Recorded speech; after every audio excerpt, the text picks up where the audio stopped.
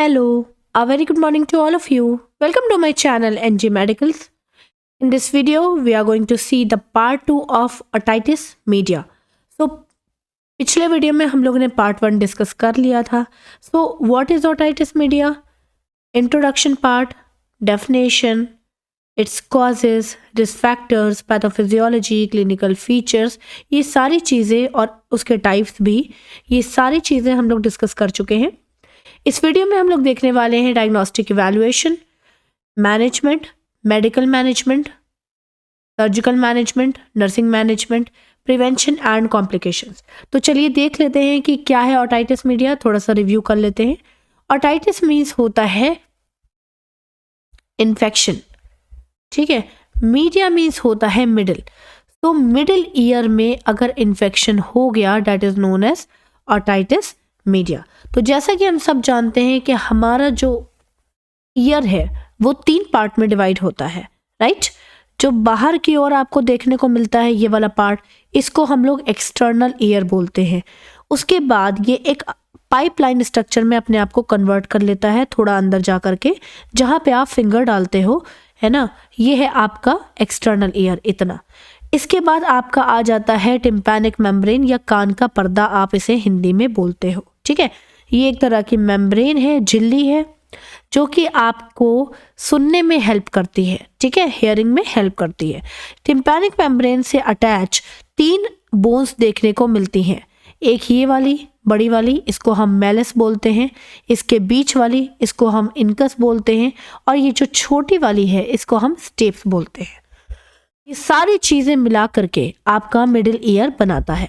इसके अलावा जिस भी कैविटी में, यानी कि जिस भी खाली जगह में ये सिचुएटेड होते हैं, वो खाली जगह आगे चल के आपके नोज से अटैच हो जाती है, ठीक है. इस खाली जगह को हम लोग यूस्टाचाइन ट्यूब बोलते हैं. तो आपकी टिम्पैनिक मेम्ब्रेन, 3 बोन्स और यूस्टाचाइन ट्यूब मिला करके आपका मिडिल ईयर बनाते हैं. ओके, अगर इसमें कोई भी इन्फेक्शन हो जाता है तो हम उसे ओटाइटिस मीडिया कंसिडर करते हैं, ठीक है. अब इस इन्फेक्शन को आप कैसे डिटेक्ट कर सकते हो ये देखने वाले हैं. सबसे पहले डायग्नोस्टिक इवैल्यूएशन में हम एज ऑलवेज हिस्ट्री कलेक्शन करेंगे. तो हिस्ट्री कलेक्शन में आपको वो सारी चीज़ें पूछना है जिनकी वजह से कॉजेज बन रहे थे. जैसा कि मैं आपको हर बार बताती हूँ कि हिस्ट्री कलेक्शन आपका आपकी एटियोलॉजी या कॉजेज से बनता है. फॉर एग्जांपल एज, मैंने आपको बताया था कि छोटे बच्चों में ओटाइटिस मीडिया ज़्यादा देखने को मिलता है. क्यों? क्योंकि उनकी यूस्टाचाइन ट्यूब, यानी कि ये वाला जो पाइप है जो कि नोज से अटैच है, ये थोड़ा छोटा होता है as compared to the adult. तो थोड़ा छोटा होता है तो सिंपल सी चीज़ है, छोटे बच्चे बाहर भी घूमते हैं, खेलते हैं, ठीक है, हाइजीन मेंटेन नहीं कर पाते. तो नोज़ से भी अगर कोई इन्फेक्शन गया, आपके नोज़ से कोई इन्फेक्शन गया, तो भी यूस्टाचाइन ट्यूब में जा करके मिडिल ईयर में जा सकता है ईजिली. ईयर से कोई इन्फेक्शन गया तो भी यूस्टाचाइन ट्यूब में ईजिली जा सकता है, राइट. तो ये सारी चीज़ें बच्चों में जल्दी देखने को मिल सकती हैं. इसके अलावा हो सकता है कि इससे पहले कोई इन्फेक्शन हुआ हो, प्रीवियस क्रोनिक इन्फेक्शन, जिसकी वजह से आपकी इम्यूनिटी लो हो गई हो और आपको हर तरह का इन्फेक्शन ईजिली लग जाए. इसके अलावा आपको टाइम पूछना है कि अगर आपको इससे पहले ईयर इन्फेक्शन हुआ है तो कितने टाइम के लिए हुआ है, क्या उसकी दवा चली है कि नहीं चली है. मान लीजिए 3 हफ्तों से कम हुआ था इन्फेक्शन और 3 हफ्तों में ही ठीक हो गया, तो वो आपका एक्यूट के अंदर आएगा. देन 3 हफ्तों से ज़्यादा और 3 मंथ से कम हुआ है तो आपका सब एक्यूट के अंदर आएगा. और लास्ट में आपका मोर देन 3 मंथ इन्फेक्शन चला था पिछली बार तो वो आपका क्रोनिक में आएगा. ये सारी चीज़ें हम लोग पिछली बार डिस्कस कर चुके हैं पिछले वीडियो में. इसके अलावा आप पूछ लोगे बॉटल फीडिंग तो नहीं करवाती है मदर, ब्रेस्ट फीड करवाती है कि नहीं करवाती है. तो बॉटल फीडिंग का मतलब ये है कि जो माएँ अपने बच्चों को बॉटल से फीड करवाती हैं, तो क्या पता वो उस बॉटल को ठीक से वॉश नहीं करती हो, क्या पता उसका निपल गंदा हो, क्या पता उसमें माइक्रो ऑर्गेनिजम्स डेवलप हो गए हो, जैसे स्ट्रेप्टोकोकस, स्टेफाइलोकोकस. ये सारे माइक्रो ऑर्गेनिजम्स कहीं ना कहीं बच्चों के माउथ से, नोज से हो करके सीधे मिडिल ईयर में जा सकते हैं. इसके अलावा आप पूछ सकते हो कि हाइजीन मेंटेन रहती है कि नहीं रहती है सही से, है ना. स्मोकिंग तो हिस्ट्री नहीं है, मतलब स्मोकर जो हैं जो कि सिगरेट पीते हैं, स्मोकिंग का जो धुआं है वो आपके सेल्स को डैमेज कराने में हेल्प करता है। तो अगर बहुत ज़्यादा स्मोकिंग करता है कोई एडल्ट तो उसको भी चांसेस हो सकते हैं। नेक्स्ट आ जाता है आपका फिजिकल एग्जामिनेशन।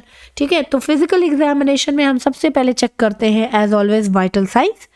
टेम्परेचर आपको इंक्रीज मिलेगा, भाई इन्फेक्शन हो रखा हुआ है तो टेम्परेचर आपको इंक्रीज मिलेगा। ठीक है, टेम्परेचर इंक्रीज मिलेगा तो पल्स भी आपको इंक्रीज मिलेगी, राइट। रेस्पिरेशन की कोई गारंटी नहीं है, रेस्पिरेशन इंक्रीज मिल भी सकता है और नॉर्मल भी मिल सकता है। ठीक है, और आपका बीपी भी नॉर्मल मिलेगा। इसके अलावा हम ब्लड टेस्ट करवा लेंगे। ब्लड टेस्ट में मेनली हम देखेंगे complete blood count that is CBC, then haemoglobin, WBCs increase मिलेंगे अगर आपके अंदर इन्फेक्शन है तो, और माइक्रो ऑर्गेनिजम्स का टाइप देख सकते हो ब्लड के थ्रू, यानी कि ब्लड में किस तरह का माइक्रो ऑर्गेनिज्म अवेलेबल है। नेक्स्ट है आपका टिम्पैनोसिंथेसिस। तो tympanocentesis it is a type of the procedure जिसके थ्रू आप पस को एक्सट्रैक्ट आउट कर सकते हो फ्रॉम योर मिडिल ईयर। ठीक है, तो मिडिल ईयर में अगर कोई पस फॉर्मेशन हो जाता है या किसी तरह का फ्लूइड फिल्ड हो जाता है तो ये एक तरह का प्रोसीजर है जिसमें आप सिरिंज को अंदर इंसर्ट करके सारा पस एक्सट्रैक्ट आउट कर सकते हैं from the middle portion of your year. तो with the help of the otoscope, first we have to visualize the middle ear. After that, if there is any pus formation or present into the middle ear, then only we can insert this syringe, and with the help of this syringe we can extract the pus from the middle ear. Okay, तो हमें क्या करना है, simply otoscope से देख लेना है and then extract कर देना है अगर पस अवेलेबल है तो। देन नेक्स्ट आ जाता है आपका acoustic reflectometry. This is also a test जो कि हमारी टिम्पैनिक मेम्ब्रेन यानी कि हमारी जो ईयर ड्रम है जिसके थ्रू हमें सुनाई देता है, इस ईयर ड्रम की जो कैपेबिलिटी है, हेयरिंग कैपेबिलिटी, उसको एनालाइज करता है। कैसे एनालाइज करता है? So with the help of a graph यहाँ पे ये बताता है कि क्या हमें नॉर्मली सुनाई दे रहा है या नॉर्मल ग्राफ से कम हमारा लेवल आ रहा है। ठीक है, तो आप इसमें देख सकते हो कि सबसे पहले इन्होंने क्या कर रखा हुआ है, इन्होंने इंस्ट्रूमेंट डाला है। इस इंस्ट्रूमेंट के थ्रू क्या हो रहा है कि अंदर साउंड वेव्स जा रही हैं। ये साउंड वेव्स अंदर जाने के बाद आपकी टिम्पैनिक मेम्ब्रेन को वाइब्रेट करती हैं। वाइब्रेशन का मतलब ये है कि आपकी टिम्पैनिक मेम्ब्रेन उस साउंड वेव को पहले तो एब्जॉर्ब करेगी, एब्जॉर्ब करने के बाद मूव करेगी या वाइब्रेट करेगी, और वाइब्रेट करने के बाद ये साउंड वेव्स को आगे अंदर की इनर ईयर में जाकर के पहुंचा देगी। ठीक है, और इसके थ्रू हमें सुनाई देने लगेगा। अगर टिम्पैनिक मेम्ब्रेन का वाइब्रेशन स्लो है तो आपका ग्राफ थोड़ा सा नीचे की ओर दिखेगा, जैसा कि आप इसमें देख सकते हो। और अगर टिम्पैनिक मेम्ब्रेन का जो वाइब्रेशन है वो नॉर्मल है तो आपको जो नॉर्मल ग्राफ है उसी की लाइन में अपना ग्राफ देखने को मिलेगा। तो इसके थ्रू आपको ये पता चल जाएगा कि क्या हेयरिंग कैपेबिलिटी नॉर्मल है या नहीं है। नेक्स्ट आ जाते हैं आपका वेबर टेस्ट। तो चलिए देख लेते हैं वेबर टेस्ट क्या है। यहाँ से आप अपने नोट्स कंप्लीट कर सकते हो। सो वेबर टेस्ट देख लेते हैं। तो वेबर टेस्ट में हम लोग ट्यूनिंग फॉर्क, एक इंस्ट्रूमेंट होता है, यहाँ पे आप देख सकते हो, ये है आपका ट्यूनिंग फॉर्क, इसको यूज़ करते हैं। तो सबसे पहले क्या किया गया है कि ट्यूनिंग फॉर्क को हाथ पे मार करके वाइब्रेटिंग मोड में डाला गया है और इस फॉर्क को आपको सीधे अपने हेड के ऊपर रखना है, टूवर्ड्स दी फॉरहेड, फॉरहेड की तरफ आप रख सकते हो। अगर इसका वाइब्रेशन दोनों ईयर से नॉर्मली सुनाई दे रहा है, इसका मतलब दोनों ईयर का फंक्शन नॉर्मल चल रहा है। और अगर किसी एक ईयर में इसका वाइब्रेशन फील हो रहा है और आवाज़ सुनाई दे रही है वाइब्रेशन की और एक ईयर में नहीं सुनाई दे रही है, इट्स मीन कि ईयर में इन्फेक्शन बढ़ चुका है। ठीक है, नेक्स्ट आ जाते हैं आपका रेनी टेस्ट। देखो, रेनी टेस्ट और वेबर टेस्ट दोनों साथ में ही किया जाता है। वेबर टेस्ट दोनों ईयर को सुनने के लिए होता है। ठीक, जब हम डिटेक्ट कर लेते हैं कि एक ईयर में प्रॉब्लम है तो रेनी टेस्ट उस वेबर टेस्ट को रिकन्फर्म करने के लिए किया जाता है। ठीक है, तो रेनी टेस्ट में हम यहाँ पे क्या कर रहे हैं कि फिर से ट्यूनिंग फॉर्क को ले रहे हैं, फिर से उसी तरह से उसको वाइब्रेटिंग मोड में डाल रहे हैं और जिस ईयर में भी आपको पता चला कि प्रॉब्लम है उस ईयर में हम पास से रेनी टेस्ट करेंगे, यानी कि आपके ईयर के पीछे इस ट्यूनिंग फॉर्क को वाइब्रेटिंग मोड में रख देंगे। अगर तभी भी आपके ईयर में आवाज़ सुनाई नहीं दे रही है, इसका मतलब प्रॉब्लम बहुत ज़्यादा बढ़ गई है, इसका मतलब हियरिंग लॉस हो गया है, हियरिंग डिक्रीज नहीं हुआ है, हियरिंग लॉस हो गया है। तो वेबर टेस्ट को फाइनल करने के लिए आपको रेनी टेस्ट को यूज़ करना पड़ता है। नेक्स्ट आ जाते हैं मैनेजमेंट। मैनेजमेंट में सबसे पहले हम देखेंगे pharmacological management. First of all we will follow the analgesics, that is your pain killers. ठीक है, तो एनाल्जेसिक्स में एसिटोमेनाफिन आप दे सकते हो। एसिटोमेनाफिन का डोज डिपेंड करता है, या आपका फिजिशियन आपको बताएगा कि अगर बच्चों में देना है तो कितना डोज देना है, बड़ों में देना है तो कितना डोज देना है। सिंपली ये क्या कर रहा है, ये आपके पेन रिसेप्टर्स को सप्रेस करके ब्लॉक कर रहा है, जिससे पेन रिड्यूस हो रहा है। इसके अलावा ऑब्वियसली इन्फेक्शन था तो फीवर आना ही आना है, तो नॉर्मली हम पैरासीटामोल दे सकते हैं फीवर को रिड्यूस करने के लिए। देन आ जाता है आपका एंटीबायोटिक थेरेपी। तो एंटीबायोटिक थेरेपी हम क्यों देते हैं, सिंपली इन्फेक्शन को रिड्यूस करने के लिए, माइक्रो ऑर्गेनिजम्स को किल करने के लिए। कॉमन एंटीबायोटिक हम दे सकते हैं जैसे एमॉक्सिसिलिन है, दैट इज़ योर 80 mg पर kg पर डे, 2 बार देंगे, that is your BD means 2 times a day। ठीक है, ओरल देंगे 10 दिन के लिए, इसका ट्रीटमेंट चलता है। ठीक है, तो ये मेनली क्या कर रही है, ये सिंपली आपके माइक्रो ऑर्गेनिजम्स की सेल मेम्ब्रेन को मार रही है, किल कर रही है, जिससे आपका माइक्रो ऑर्गेनिजम्स डायरेक्टली किल हो जा रहा है। इसके अलावा ईयर ड्रॉप भी देते हैं डॉक्टर्स, ताकि डायरेक्टली लिक्विड फॉर्म में आपका जो ईयर ड्रॉप है वो आपके इन्फेक्टेड एरिया पे जाकर के टच हो जाए, और जहाँ पर भी इन्फेक्शन हुआ है या माइक्रो ऑर्गेनिजम्स अवेलेबल हैं तो ईयर ड्रॉप के थ्रू उसको किल कर सकें। ठीक है, तो कौन सी ईयर ड्रॉप मोस्ट कॉमनली हम देते हैं, सिप्रोफ्लॉक्सिन। ठीक है, तो आप यहाँ पे देख सकते हो सिप्रोफ्लॉक्सिन ईयर ड्रॉप दे करके पेशेंट को रिलीव करवाया जाता है, या उसका इन्फेक्शन डायरेक्टली कम किया जाता है। इसके अलावा आप कॉर्टिकोस्टेरॉइड दे सकते हैं, that is your anti inflammatory drug, जिसमें आप प्रीडिनाइसोन दे सकते हो। This is the most common.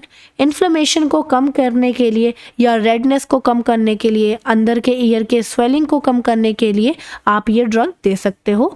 1 to 2 mg पर kg पर बॉडी वेट के अकॉर्डिंग आप दे सकते हो ओरली।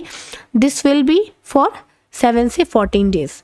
नेक्स्ट आ जाते हैं आपका सर्जिकल मैनेजमेंट। तो अब सर्जरीज तब इम्पॉर्टेंट हो जाएंगी जब आपका मेडिकल मैनेजमेंट कहीं ना कहीं फेल हो जाएगा, या कहीं ना कहीं आपके मेडिकल मैनेजमेंट के थ्रू आपको कहीं ना कहीं बेनिफिट कम मिलेगा। ठीक है, first the most common surgery है आपकी टिम्पैनोप्लास्टी। द वर्ड प्लास्टी मीन्स क्या होता है, यानी कि रिपेयर करना। ठीक है, तो कहीं ना कहीं आपका जो टिम्पैनिक मेम्ब्रेन, जो कि मैंने आपको पहले दिखा दी है, यहाँ पर भी आप देख सकते हो, नॉर्मली आपकी टिम्पैनिक मेम्ब्रेन इस तरह से दिखती है। ठीक, अगर इसमें मैं कोई होल कर दूं तो ये अपना फंक्शन ड्रॉप कर देगी, ये साउंड वेव्स को कैरी नहीं कर पाएगी और आपको सुनाई देना बंद हो जाएगा। तो इन्फेक्शन की वजह से अगर टिम्पैनिक मेम्ब्रेन कहीं ना कहीं फट गई है या इसके अंदर कोई होल हो गया है, then only we can do this surgery. Okay, so you can say that reconstruction of the tympanic membrane और ईयर ड्रम। तो यहाँ पे आप देख लीजिए, सिंपली इन्होंने क्या किया है, ये एक तरह का सर्जिकल मैनेजमेंट है। सबसे पहले ओटोस्कोप यूज़ किया है, जिससे कि विजुअलाइजेशन हो जाएगा टिम्पैनिक मेम्ब्रेन को इंटरनली। यहाँ पे आप देख सकते हो होल हो चुका है टिम्पैनिक मेम्ब्रेन में। अब इसको रिपेयर करने के लिए हम लोग को ईयर के पीछे सर्जरी करनी पड़ती है। इस ईयर के पीछे इन्होंने कट लगाए हैं, प्रॉपर टिम्पैनिक मेम्ब्रेन तक गए हैं, एंड देन उसको प्रॉपरली स्टिच कर दिया है with the help of the sutures. Next आ जाते हैं आपका ossiculoplasty. First of all the ossiculo means the 3 bones which is situated into your middle ear. ठीक है, तो मिडिल ईयर में आपकी 3 बोन जो मैंने आपको पहले ही दिखा दी थी, थोड़ा सा आप यहाँ पे फिर से देख लो। ये है आपकी malice, and this one is your incus, and the last and the smallest one is your stapes। Normally देखा जाए तो ये 3 बोन एक दूसरे से अटैच होती हैं, यहाँ पे कोई भी डिवीजन नहीं होता है। बट यहाँ पे देखिए इन्फेक्टेड ईयर में कहीं ना कहीं कहीं ना कहीं आपकी बोन्स के बीच में डिटैचमेंट हो सकता है ड्यू टू द इन्फेक्शन, और यहाँ पे कहीं ना कहीं इन्फेक्शन की वजह से स्वेलिंग आ सकती है। ठीक है, तो इसको करेक्ट करने के लिए हम लोग को ऑस्टियोप्लास्टी ऑक्यूलोप्लास्टी करनी पड़ती है, इन 3 बोन्स को फिर से रिकंस्ट्रक्ट करना पड़ता है। ठीक, सो सेम चीज़ यहाँ पे जैसे कि हम लोग टिम्पैनिक मेम्ब्रेन के लिए प्रोसीजर फॉलो कर रहे थे, सेम प्रोसीजर हम यहाँ पर भी फॉलो करेंगे। And the last surgery is mastoidectomy. Tomy means होता है रिमूवल। ठीक है, अभी तक हम लोग प्लास्टी के बारे में बात कर रहे थे, यानी करेक्शन के बारे में बात कर रहे थे, बट यहाँ पे टॉमी के बारे में बात करेंगे, इट्स मीन रिमूवल के बारे में बात करेंगे। जब इन्फेक्शन बहुत ज़्यादा बढ़ जाएगा और ये इन्फेक्शन आपके मिडिल ईयर से आपके एक्सटर्नल ईयर तक पहुंच जाएगा एंड उसके आसपास पहुंच जाएगा, तो हमें इन्फेक्टेड सेल्स को क्या करना पड़ेगा, रिमूव आउट करना पड़ेगा। इसके लिए हम सर्जरी एक फॉलो करते हैं, डेट इज मैस्टियोडेक्टमी। इसमें हम लोग ने सिंपली क्या किया है, जैसे कि कट हम पहले लगा रहे थे, सेम कट हम फॉलो करेंगे। ईयर के पीछे हम कट लगाएंगे एंड आपके ईयर के पीछे जितने भी इन्फेक्टेड सेल्स होंगे या जिसमें इन्फ्लेमेशन हो गया होगा, जिसमें रेडनेस होगी, वो सारा एरिया कट ऑफ करके सीधे बाहर निकाल देना है एंड एट लास्ट क्या करना है, सूचरिंग कर देनी है। तो यहाँ पे देखिए इंसिशन क्रिएट किया गया है। कहाँ पे इंसिशन क्रिएट किया है, बिहाइंड योर ईयर। ठीक है, एट दी मैस्टॉइड बोन। तो आपके ईयर के पीछे ये वाली जो बोन है, this is known as mastoid bone. ठीक, इसके बाद हम लोग ने एक इंस्ट्रूमेंट यूज़ किया है, यहाँ पे आपको इंस्ट्रूमेंट मैंने दिखा दिया है। इस इंस्ट्रूमेंट के थ्रू हमने इन्फेक्टेड सारे सेल्स को बाहर निकाल करके उसको रिमूव कर दिया, देन हमने सूचरिंग कर दी। सो ये थे आपके पूरे सर्जिकल मैनेजमेंट। नेक्स्ट आ जाते हैं आपका nursing management. First of all the most important, the basic and the general, आपको क्या करना है, वाइटल साइंस चेक करते रहना है। क्यों? क्योंकि ये है आपका जनरल फिनोमेना, ये जनरल चीज़ है जो कि पेशेंट के बारे में आपको पता होनी चाहिए। That is your temperature, pulse and respiration, PP. Okay, next है आपका हाइजीन मेंटेन करके रखना है, बिकॉज इन्फेक्शन ऑलरेडी हो चुका है, इम्यूनिटी ऑलरेडी डिक्रीज्ड है, तो अगर आप हाइजीन मेंटेन नहीं करोगे तो infection will increases. Then diet plan is the most important. May be जो इन्फेक्शन है वो आपकी मैस्टॉइड बोन से होता हुआ आपके माउथ तक भी आ सकता है या आपके थ्रोट तक भी जा सकता है। तो डाइट प्लान में आपको लिक्विड डाइट मेनली फॉलो करवा सकते हो या सेमी सॉलिड डाइट आप पेशेंट को दे सकते हो। इसके अलावा प्रायर सर्जरी, जब अगर आपको सर्जरी करवानी है तो सारी एजुकेशन रिगार्डिंग सर्जरी, कितना मनी इन्वेस्ट होना है सर्जरी में, कितना टाइम लगेगा सर्जरी के लिए, क्या क्या चीज़ें यूज़ होंगी सर्जरी के लिए और कितना बेनिफिट होगा किसी एक पेशेंट को सर्जरी से, ये सारी चीज़ें आपको पेशेंट को बतानी है। बिकॉज पेशेंट का राइट है, क्योंकि उसको सारे प्रोसीजर्स के बारे में पता होना चाहिए। ठीक है, देन अगर वो सर्जरी के लिए आपको अप्रूव करता है, then only you can follow the surgery, otherwise नहीं कर सकते। ओके, तो सर्जरी के लिए प्रिपरेशन करना है, सारी चीज़ें मंगवानी है, कंसर्न साइन करवाना है एंड उसके बाद सर्जरी फॉलो करनी है। पोस्ट सर्जरी मटेरियल आपको पहले से मंगवा के रखना है। फॉर एग्जाम्पल अगर कैथेटर की यूज़ करना है तो कैथेटर आप मंगवा लोगे, या जो भी मेडिसिन फॉलो होंगे आफ्टर सर्जरी वो सारी चीज़ें आप पेशेंट से पहले ही मंगवा लोगे। सर्जिकल ड्रेसिंग पे आपको ज़्यादा ध्यान देना है। आफ्टर सर्जरी उसको क्लीन करके रखना है, हाइजीन मेंटेन करके रखनी है, जिससे कि उसमें री इन्फेक्शन ना अकर हो जाए। सर्जरी में जब बहुत ज़्यादा पेन इंक्रीज हो जाएगा तो आप पेन किलर के साथ साथ हीट एप्लीकेशन भी प्रोवाइड कर सकते हो टू काम द पेशेंट। ठीक है, तो उसके लिए आप हॉट पैड प्रोवाइड कर सकते हो या हॉट वाटर बॉटल से करवा सकते हो, जो भी जिसमें भी पेशेंट कंफर्टेबल है। Monitor the hearing loss. After surgery आपको बहुत ज़्यादा ध्यान रखना है, हियरिंग लॉस तो नहीं हो रहा है, इन्फेक्शन तो नहीं बढ़ रहा है, और हियरिंग कैपेबिलिटी को भी बीच बीच में चेक करते रहना है to identify whether surgery is successful और नॉट। नेक्स्ट आ जाते हैं प्रिवेंशन। तो प्रिवेंशन के लिए आपको बहुत सारी चीज़ों को पहले से ध्यान रखना है, या आप प्रिवेंशन उनकी फैमिली और पेशेंट सबको एक साथ दे सकते हो। ठीक है, तो प्रिवेंशन के लिए आपको एजुकेशन करना है about the healthy diet, healthy food like green vegetables, fruits ले सकते हैं। इनसे क्या होगा, आपकी इम्यूनिटी बूस्ट होगी और फर्दर इन्फेक्शन से आप बच जाओगे। नेक्स्ट है आपका avoid bottle feeding. Bottle feeding से अवॉइड करवाना है। मदर को बोलना है कि जितना हो सके आप ब्रेस्ट फीड कराइए अनटिल अनलेस बेबी को कोई प्रॉब्लम या मदर को कोई प्रॉब्लम ना हो। ठीक है, इसके लिए आप मदर को मोटिवेट करिए और उसको टेक्निक बताइए कि किस तरह से उनको ब्रेस्ट फीड करवानी है। स्टॉप स्मोकिंग, स्मोकिंग के लिए बोलना है कि बहुत ज़्यादा डिक्रीज़ कर दें या स्टॉप कर दें स्मोकिंग, क्योंकि उनको दोबारा से स्मोकिंग की वजह से ये प्रॉब्लम हो सकती है। Hygiene is the most important, is the must for your body health, for your personal health. तो आपको क्या करना है, हाइजीन मेंटेन करने के लिए बोलना है।